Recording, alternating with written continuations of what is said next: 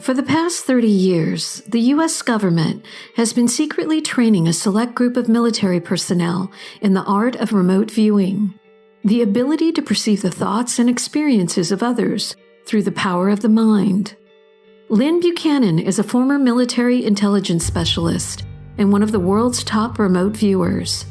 During significant events such as the Iran hostage crisis, Chernobyl, and the Gulf War, he trained personnel to use their psychic abilities as a member of the secret U.S. Army intelligence group. His expertise and passion for remote viewing has made him a sought-after speaker and author, with several books to his name, including The Seventh Sense. A number of documentaries and television shows have featured him discussing remote viewing techniques and showcasing his psychic abilities. Join us as we listen to Lyn's incredible story of transformation from an ordinary soldier to one of the nation's leading psychic spies. This is a must-listen for anyone interested in the science of psychic covert operations and for those who wonder if they possess the innate skills to become a remote viewer. I'm Jacy Nova, and this is Death by Misadventure.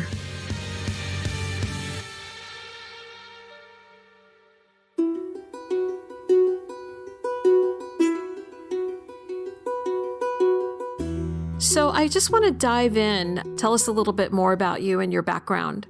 Well, I was pulled into this remote viewing unit in the U.S. military. We did intelligence gathering. I was in that for about 8.5 years. When I retired, I started working as a civilian. I also started a thing called the Assigned Witness Program for police departments. Once the existence of this became declassified, I started getting all kinds of requests for training because I was the trainer in the unit. Ever since, I've just been training, working projects for companies, for police departments, medical applications, space research, scientific and research and development projects, and so on. It's the most interesting job I've ever had in my life. I love it. It sounds fascinating. Can you tell me a little bit more about the military's controlled remote viewers program? How long was that in place? And if you're able to share the information where you were located. We were at Fort Meade, Maryland. The unit itself lasted for close to 20 years and was highly classified. It started, well, let me give you the whole story here. When Hitler lost the war, he had been doing psychic intelligence research and doing very well at it. When he lost the war, France, England, and the U.S. started taking all of the scientific developments, the rocketry, the atomic work, and all that. Russia was also one of the 4 winners. They were the only ones interested in the psychic stuff. Well, in the 60s, we started realizing that we were losing all of our classified information. Couldn't find out how. And come to find out, Russia had developed this and was using it to spy on us. And so our intelligence effort, when they found that out, said, well, we'll just use it and spy right back at them. And so in the 60s, they developed the remote viewing unit. Of course, they had no access to the material that the Russians had, so they went out to Stanford Research Institute. And there were 2 laser physicists out there who had been working on this. And so they started the unit, and the unit kept going until 1992. So what type of projects were you working on personally? What information can you share? Was it strictly military related, like you were working remote viewing, like saying, looking to see what the Russians might be doing or another country? Or were you also working on more government-related projects locally? We were working on foreign military and foreign government foreign scientific developments and all that. The thing is, a lot of people think, oh, did you spy on us? We had a strict edict that U.S. citizens were not to be remote viewed. U.S. companies were not to be remote viewed unless there was some edict from Congress, because there might be national security reasons that they thought the people or the countries were doing something illegal. Other than that, everything we did was collecting intelligence on other countries. And how did the intelligence that you collected, how did that impact some of the military decisions that were made during that time period? It went into the big melting pot of all of the intel services, spy the sky satellites, ground agents, and all that. And so our information got mixed in. Many times it was very influential in decision-making. At other times, it was just added information to what they already knew, or what they called adjunct information to fill out what they thought they already knew. How many people were in the program? Over the 20 or so years, I think there were around 18 viewers. And were you located all just in Maryland, or were you located all over the world? No, in Maryland, yeah. Do you have any particular project that you worked on that stands out to you that you could share with us? Oh, tons of them. The added part that we can share, that cuts it down some. But yeah, we did a lot of work on the Cold War.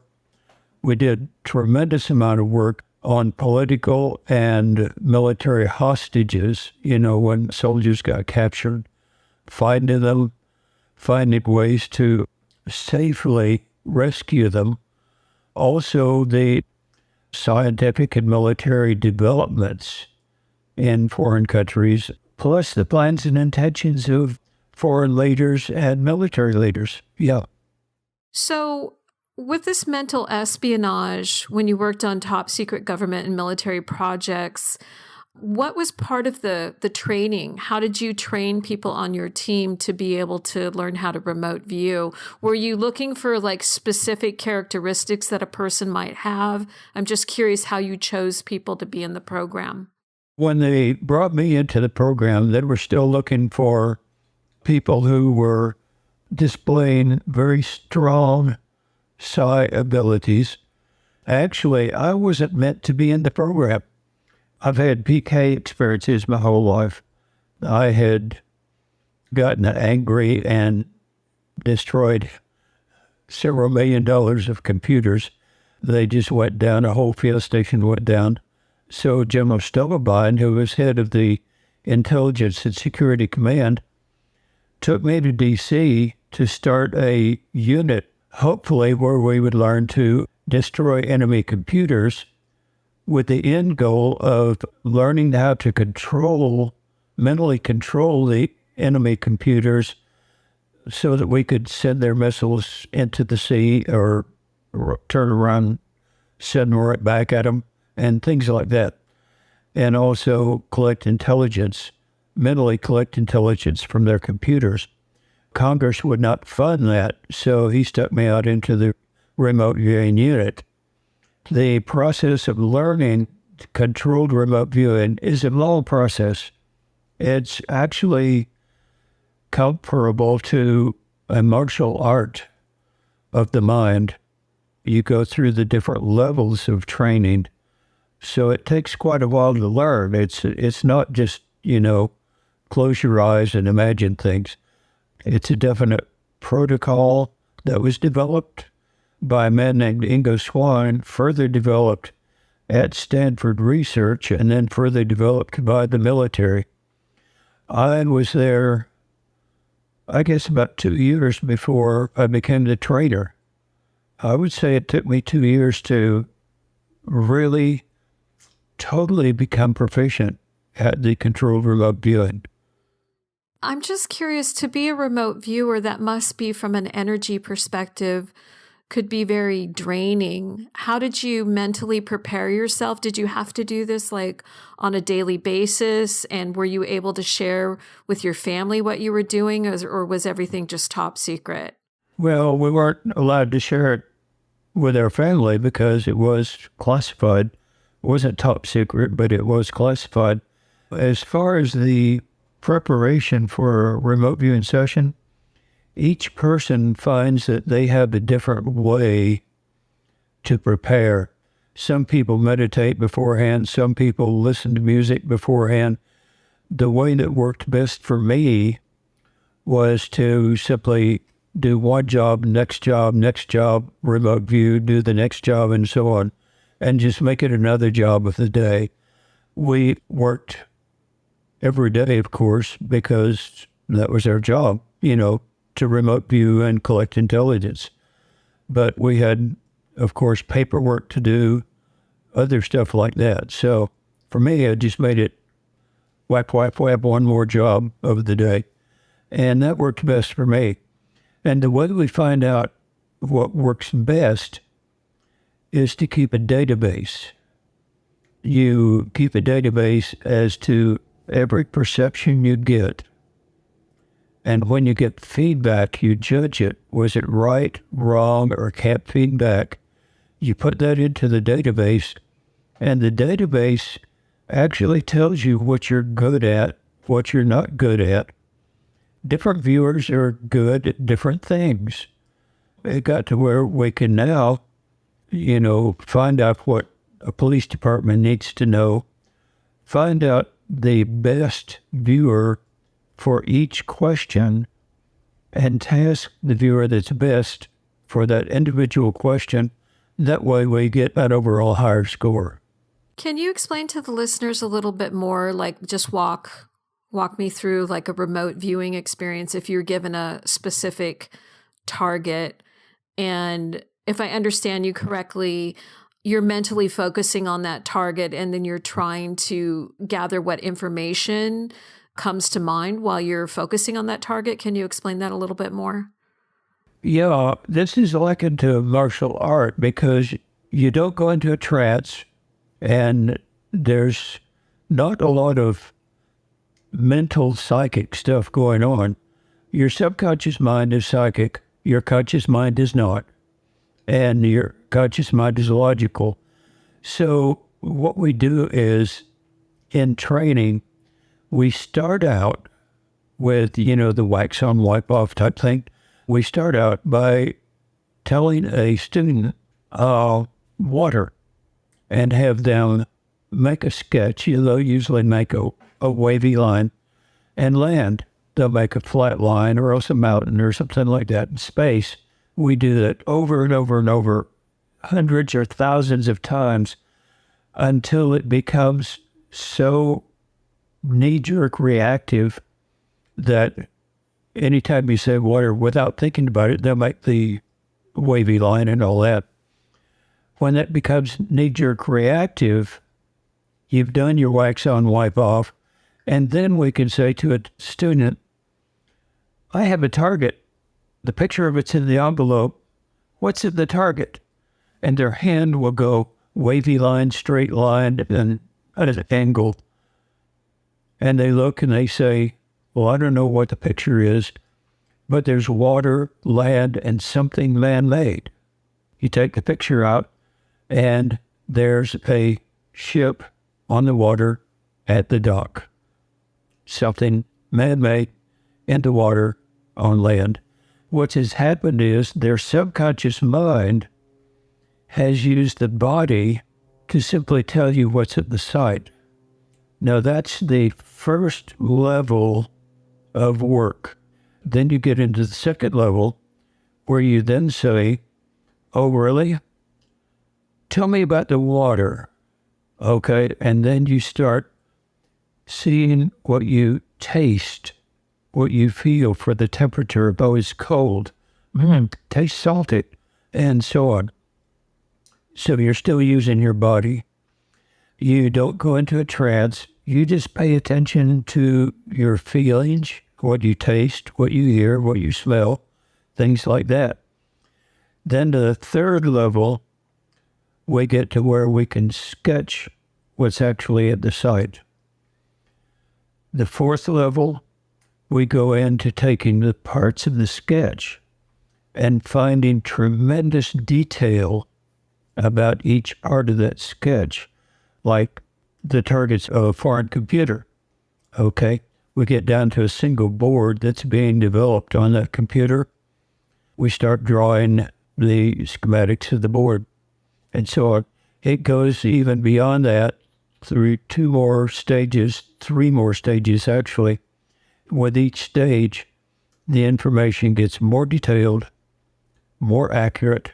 This is so far beyond what natural psychics can do that it's just amazing. Can you tell me more about the assigned witness program that you started, and when did you establish it, and just tell us a little bit more about that? Yeah, right after I got out and it became declassified, I was working for a police department one time. We only worked with the detectives. The detective was asking me these questions back and forth and expecting me to do something psychic. And I finally said, look, what is it you really need? And he said, well, what I really need is a witness. And I said, I can assign one. And this light kind of came on it. He said, oh, that's what you do, isn't it? And that was the beginning of the assigned witness program, where we would assign remote viewers to actually witness a crime that had no real witnesses, That would give the detective the information they would need to organize their investigation. And with this, they found a lot of missing kids. They solved a lot of crimes. They found missing evidence that was needed for prosecutions and things like that. People have asked me many times, how many kids did you bring home? We didn't bring home any kids. We provided the information that let the police bring home kids. And how many crimes did you solve? We didn't solve any. We provided the information that let the police solve the crimes. When we worked for the space development people, we provide the information that helps them do their development. When we work for businesses, we provide the information that lets them make their business decisions and all that. And so the remote viewing provides information. So on the cases that you worked on with the police department, say, for example, did you ever work on unsolved cold cases to provide the police department information, it sounds like, about perhaps someone they should be talking to that they haven't, or perhaps they already talked to that potential person that might be attached to the case and you're providing additional information about it? Well, sure. In fact, that's most of what we did. The police are very possessive about things, and usually they have such a avoidance of anything that connected with the word psychic that they just won't do it. The military method has gained favor actually with the police, and so they're starting to use this a lot now, where they would avoid natural psychics. But generally, even still, they won't call us until they have just tried every other thing to solve the case and have run into a brick wall. And many times, the first case that police department will task us on will be an old, unsolved case just to see if we can do it. Once they find out that we can provide the information that helps solve the case, then they start giving us current cases. Then we can't keep up with them because almost every case they have, we need some information, yeah. How many cases have you worked on over the years? Oh, I don't know. I've lost count a long time ago. Many. Can you explain what the difference is between remote viewing and psychic detectives, per se? A psychic detective uses the normal psychic work, Listen, there are a lot of them that are really, really good. But generally, they don't get the amount of details that the controlled remote viewing will get. They get the generalities. I've seen many of them get things like, there's a street sign and the street name begins with the letter S. Okay. Recently, a couple of years back, one of the remote viewers, a man named Joe McMonagle, went over to Japan, was on Japanese TV being interviewed, and their police provided him with a cold case and said, this woman has been missing for, I think it was 8 years. Can you find her? He not only found her, drew where she was, he drew a map to the building, told what room on what floor she was in. The police went there, knocked on the door, and there she was. Was she alive or dead? She was alive, yeah. So she was just hiding? She was basically hiding. She just had enough of her marriage and everything and just walked out and disappeared, But he was able to do that. That's something that a psychic detective can't do. I'm just curious to go back to like an unsolved case. Is the remote viewer, for example, we're working on an unsolved case, doing a podcast series on it called Dragonfly, and it's the unsolved murder of Brett Cantor. But we know quite a bit about the case, but I'm just thinking of the actual crime itself. Can remote viewers go back to when the incident actually happened and say whether or not a certain person was there? Or I'm just curious, like what type of detail they provide to the police department. Yeah, this is one thing that we found out over the many years of working this, and this works for remote viewers and also for natural psychics, psychic detectives and all that. Instead of saying what happened, your conscious mind works best present time. Your subconscious mind also works best present time, but it's not tied to time.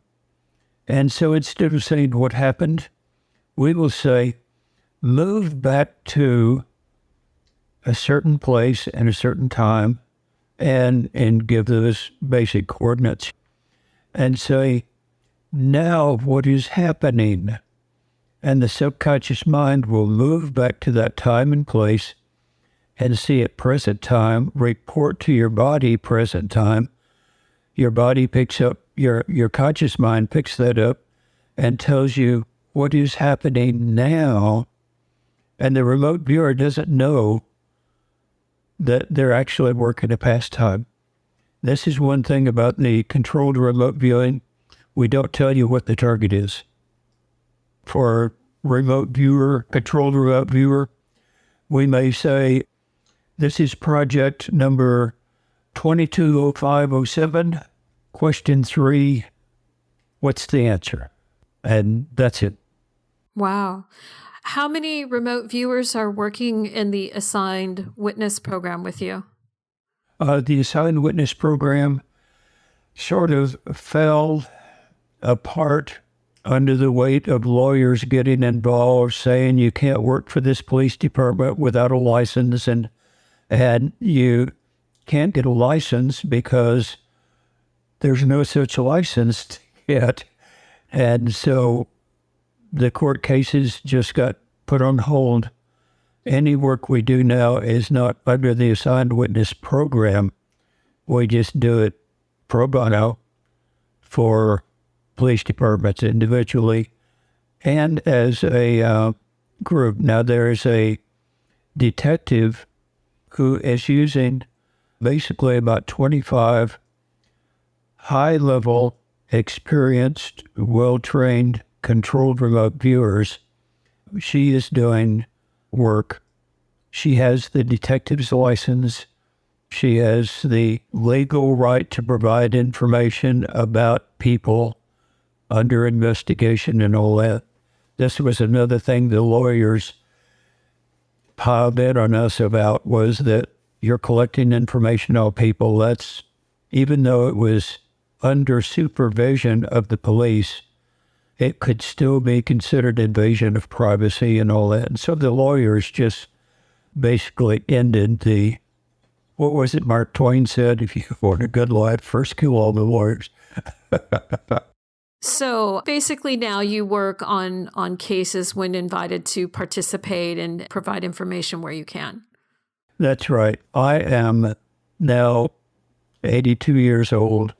My wife passed away suddenly and unexpectedly recently, and so Oh, I'm sorry. I have no help now, so I'm doing all the work myself. And so mainly by this time, we have plenty of very well-trained remote viewers.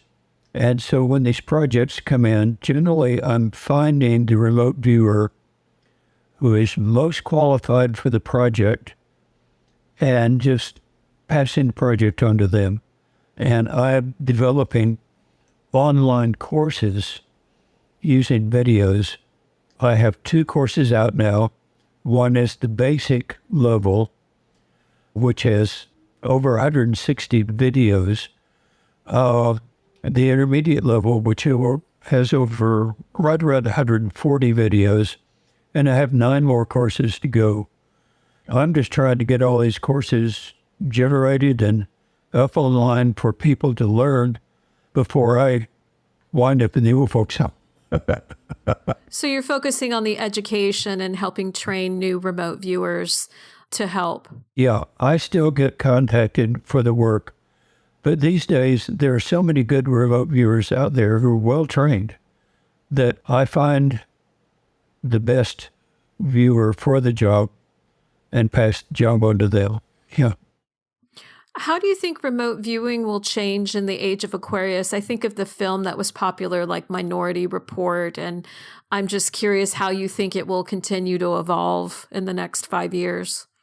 Well, for one thing, intelligence collection, basically, there are no more secrets anymore. We can find any information anywhere in space and time. The intelligence gathering is fantastic ability. The police work, we can help find information that they can't find readily or, that they can't find at all. As far as research and development, I've been very active. In fact, this is some of the work I still do myself in space exploration, moon exploration, and so on. That's an interest of mine. I still work the missing children cases because that's my main concern, really. But the other cases, the business cases and all that, I pass on. Do you think it'll become a more accepted practice, the remote viewing in the age of Aquarius, where I know that we have as far as information and artificial intelligence and all kinds of different tools that the police department or individuals can use to find someone. But the remote viewing, I think, adds an extra level where the remote viewer can go direct to where what happened, which, short of having a surveillance camera, you wouldn't actually know that. So, or perhaps the remote viewer can identify another person was there that maybe perhaps the police department wasn't aware of previously. Artificial intelligence is becoming smarter and smarter and doing some of this work, but it has some serious flaws to it. Now, remote viewers are never 100% accurate. There's the human factor. As long as we have humans doing it, it's never going to be totally perfect. We have pretty much a higher accuracy rate than the artificial intelligence does. In fact, in the military, we got a report one time saying that we had the highest accuracy rate of any of the intelligence services, higher than Spy of the Sky satellite, higher than ground agents, and so on. That's fascinating. Do you have any concerns that future remote viewers might use this ability for evil purposes? That's always been a concern. Yeah, absolutely. Ethics is a big, big part of controlled remote viewing, personal ethics. And the good thing about the ethical part is that whatever goes around comes around. if you use the controlled remote viewing to hurt people, you wind up hurting yourself. If you use it to help people, you wind up helping yourself. May not be immediate, but in the long run, it's very definitely true. In the short run, somebody who wants to use the controlled remote viewing for evil purposes, it's possible. This is one of the reasons why I try to be very careful about who I take on as students. Who you choose to share the knowledge with. Yeah, I just don't want my work in life to be used for evil. I don't. Well, that's very commendable because we're all human and there's always the power between good and evil and greed and all those challenges that we all face today. Yeah, and even the most altruistic, most Christian person ever, most forgiving person ever, at one point gets mad and wants revenge. So, what are you going to do? Yeah, we have to be mindful of that. This has been a great conversation. I'm so fascinated. I'm sure there's lots of people that would like to learn more about remote viewing. What is the best way for people to learn more about your classes and contact you if they want to reach out? I have a website, crviewer.com, crviewer.com. There's tons of information on it. And there are also over 400 practice targets that you can use with some instruction on how to do it at the most basic level. I don't track anybody, so you can go to that website. There are all those things you can try your hand at, see how it works. There's also a lot of explanation about what it is, how it works, and all that. I have a book, The Seventh Sense, which talks about the military work, my experiences in the military, and so on. And the back of it has appendices that has exercises to develop your abilities. Down at the bottom of the opening page of my website are links to the two courses I have going already. One is Associative Remote Viewing, which is a specialty type of remote viewing that is used to predict the outcome of events that have a limited number of outcomes, such as the lottery, horse races, who's going to be president, will the baby be a boy or girl, decisions like that have a limited number of outcomes. The CRV is for any and all information anywhere. It's a very long course. It's in great detail, but those courses are there, and I have pre-sign-up videos warning people about what they are getting, what they're not getting. If all they want, is to win the lottery, don't sign up for CRV. Sign up for the air. It's cheaper, it's faster, and, well, it's a 6-month course, really. But try to guide people into what they want to use it for, giving them the best thing. That's fantastic. I will make sure that the links to your website and information on your book is in the show notes. Thank you so much for being on the show today, Lyn. It was great talking with you. Nice talking to you. Thank you very much.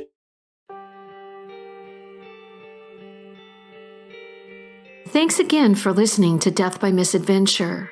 I hope you enjoyed our journey into the world of remote viewing with Lyn Buchanan.